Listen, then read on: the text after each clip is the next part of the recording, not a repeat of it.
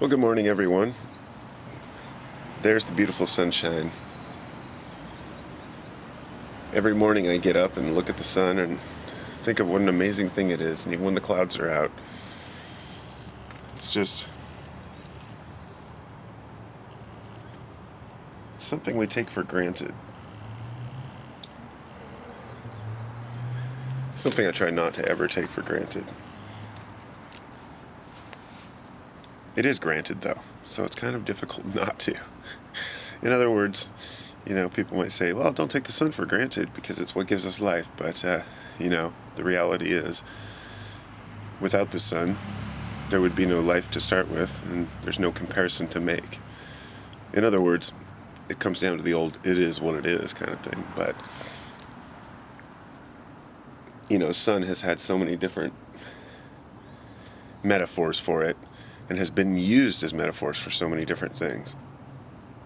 But God being one of the most prominent, the light, living within the light, shining its light upon everything. And the interesting thing to me is how every species, every animal, has their own type of vision. They utilize that sun differently.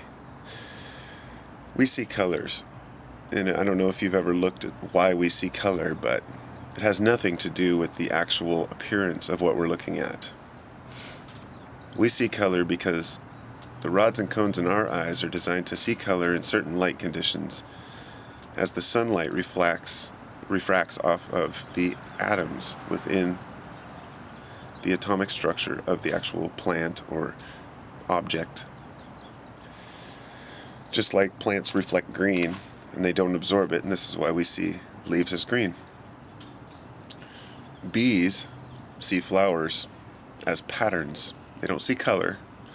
They see the ultraviolet reflections off of the flowers, and they look completely different than they do to us. Sometimes they may be a plain flower to us, but they have runways or bullseyes on them for bees. And, so we all utilize light differently. And the other day I made this senses chart, and I was trying to figure out exactly how our senses relate to animals and what goes where. And when you're seeing UV, you're still seeing light. And now there's a snake. On the other hand, the snakes, they see in infrared. They don't see it through their eyeballs. They sense it. So it is like a sixth sense, if you will. And they sense the heat. They know where it's at, and that's how they can strike. So there we have ultraviolet and infrared, which are just on the extreme opposite ends of the spectrum of our visible light. Well, we also have sharks who can see, they see by electromagnetism, such as hammerhead sharks. And their heads are basically giant magnetic coils that can sense these things, or magnetic sensors, if you will. They can pick up the smallest little fish.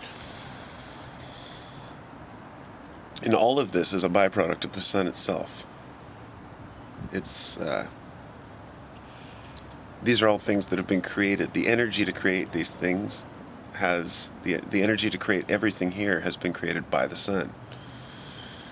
As the sun heats up and radiates, and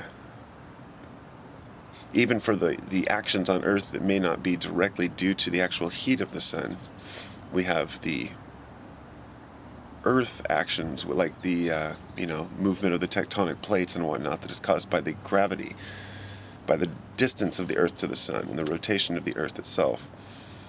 But all of it relates to that orbiting awesomeness. So many different ways to see, so many different things to know, and all of it is because the sun shines down upon us. So thank you, sun, and